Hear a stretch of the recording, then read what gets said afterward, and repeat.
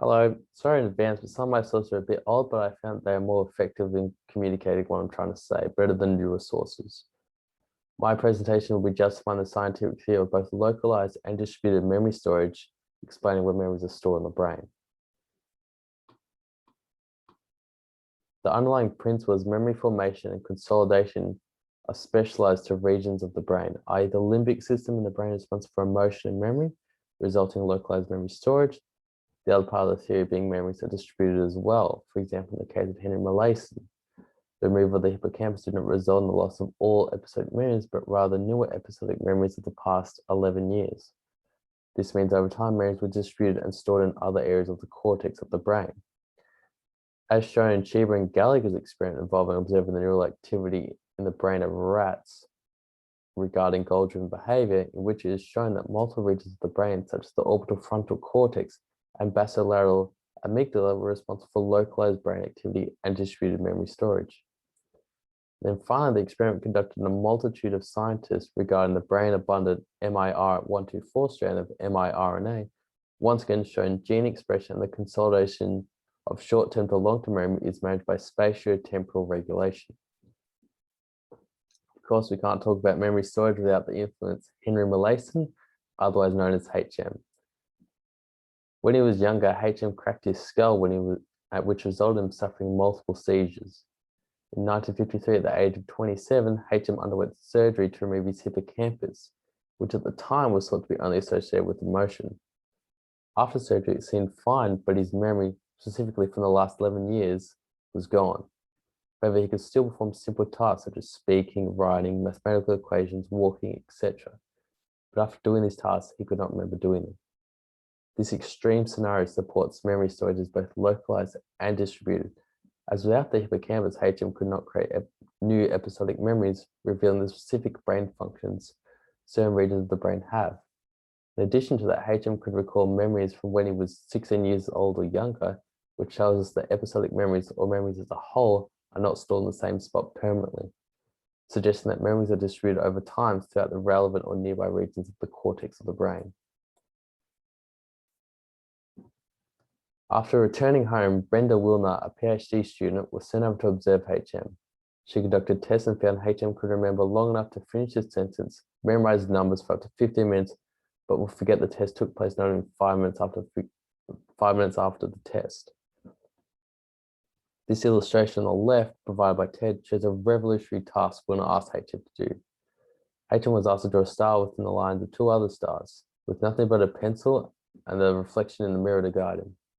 HM, like anyone else, struggled initially, but over time improved. But he did not remember taking these tests, but improved regardless if he remembered doing it before or not. This greatly furthered the theory of localized brain activity as it showed procedural memory. The memory associated with remembering dates, numbers, etc., was different to that of events remembered in the episodic memory.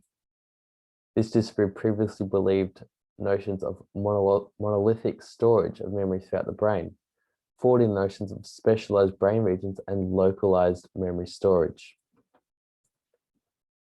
In source 2, Professor Andrea Chiba and Michaela Gallagher examined the orbital frontal cortex and basolateral amygdala in rats to understand the encoding behind goal-directed behavior. The experiment recorded neural activity in the rats with electrodes in either the OFC or ABL. The rats were tasked with recognizing specific odors and the associated response corresponding to that odor. There are up to 4 different odors, 2 positive, 2 negative, that would be present with an equal amount. The rats were rewarded with sucrose solution if they placed their snout correctly in the fluid below the sampling port where the positive odor was being dispensed. Now, how does this relate to where memory is stored in the brain? Well, in the experiment's results, through the electrodes, a graph was created of the localized neural activity, in which there's a clear vertical line that can be seen in the orbital frontal cortex, image A, and basolateral amygdala, image B. This graph shows the reconstruction of recording sites in the learning process, creating new memories associated with goal-directed behavior. This supports the theory that memories are stored both locally and distributed throughout the brain, with multiple regions of the brain involved in the process, and both of these relevant regions having specialized function with a specific form of memory development. However, it has to be mentioned the guarantee of reward and the satisfactory amount for the rats did lead to more localized activity in the brain. Needless to say, if it was less of a controlled environment, maybe that we would have seen more neural activity in other parts of the brain, such as the prefrontal cortex, which is one for critical thinking. So essentially, this form of memory is still localized, but maybe not as extremely localized as this experiment suggests. In this next source, it more looks at localization and distribution of memory in a more scientific sense rather than practical sense like the previous two sources. Whilst not the intention of the experiment was built on the principles that memory storage rely on the precise spatiotemporal regulation of gene expression, which is supported by the results of this experiment. Spatiotemporal regulation basically means the activation of certain genes, and how much or how little they activate is dependent on the specific location of the tissue and the timing when it is activated. The results show MIR124 is the most common type of miRNA in the brain and is placed throughout the central nervous system. Through co-cultures of neurons, it was found that MIR124 is responsible for consolidating short-term memories to long-term memories. This supports the theory of both localization and distribution of memory. With like these cells, the brain operates in compartment-like fashion, with certain regions specializing in different forms of memory. In this case, learning. More importantly, however, it shows that forms of RNA responsible for short-term to long-term memory is found abundantly throughout the brain, suggesting that numerous regions of the brain can develop their own memories, and memories aren't strictly located to one spot. Once again, read it in the HM case, as he had passed range from 16 years and younger, despite episodic memories creation, considered a localized role of the hippocampus, which he had removed. Now, analysis of the sources. Firstly, source one regarding the infamous patient known as HM is provide the foundation of which further research was built upon in terms of localized and distributed memory. Yes, the source is very old, but other sources, newer sources, don't quite convey the dramatic and simple observations like available in HM's case. And seeing most other localized memory studies are built upon the findings of HM's brain, it seems more appropriate to use the primary source, as well as the most studied brain in the world by hundreds of psychologists. Secondly, source two, which was Chiba and Gallagher's test on rats regarding brain activity behind goal-driven behavior, was conducted by two accredited professionals.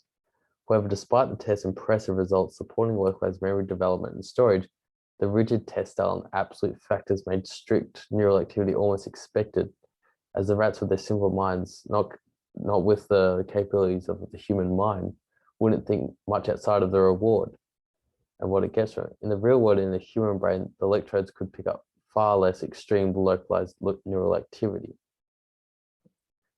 Lastly, source three, despite it being a credited scientific source, its evidence focuses more on sensory and motor neuron activation and reactivation, and how that allows the facilitation of short-term memories to long-term memories, rather than exactly those memories are being created and stored. Yes, the experiment supports localized brain activity, which builds on the assumption that memories are localized too, but it doesn't totally explain where they are stored and for how long. However, the supported spatiotemporal regulation assumption greatly supports the specialized actions which are taken in different areas of the brain for memory storage and not stored in the same spot or one spot, but rather distributed in associated areas of the cortex of the brain. Overall, this theory effectively uncovers the localized brain activities in the formation and consolidation seen to affect Henry Molaison and other examples of brain abnormalities in real life. However, 36-year-old Pearline Griffith Barwell suffered retrograde amnesia, which left her memories essentially gone for the past 20 years. To her, she thought she was a 16-year-old. This similarly with both Griffith Barwell and Molaison have been unable to remember stuff exceeding 16 years, which brings to light maybe there are essentially problems with the development of the adolescent brain that needs to be incorporated in the theory, and maybe the storage of memories change over time. In conclusion, the evidence supplied by the studies of the mind of Henry Molaison, the studies of Chiba and Gallagher, and the studies of the multitude of scientists of the role of MIR124 can be said that the storage of memory in the brain is both localized and distributed. Encapsulated in HM was the removal of the hippocampus and the associated inability to create new episodic memories showcase that the hippocampus itself and other regions of the brain have specific local functions. And HM's ability to still have some pre-existing episodic memories show that memories do not stay in the same place, same or even one place, but rather distributed and stored in associated nearby regions of the brain. As evident in Chiba and Gallagher, with electrodes exemplifying how both the orbitofrontal cortex and basaloid amygdala, two different regions of the brain, are responsible for storing the same learning experiences and goal-driven behavior. By no means am I saying this is a sure thing, but the evidence suggests it is safe to assume this theory until we are able to finally understand ourselves. As for now, the brain is too complicated to understand themselves. Thank you.